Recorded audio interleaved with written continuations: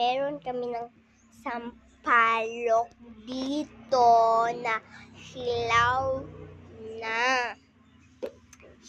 Hilaw pa siya, guys. Kita ko sa mukha. Hilaw pa siya. Sobrang asin. Ipakita namin sa atin. Wait lang yan ako. Look, may saging kami. Ikan to sa bukid, diba? Ikan to sa bukid. So, hindi ko to tinawan asing-asin. Tinilaw ko. Gamay nga. Gamay. Girl, ilaw pa siya. So, kami guys, ang nagagawin kami. So, kaon mo daw to. So, tada guys. Cheers. Kaon tayo.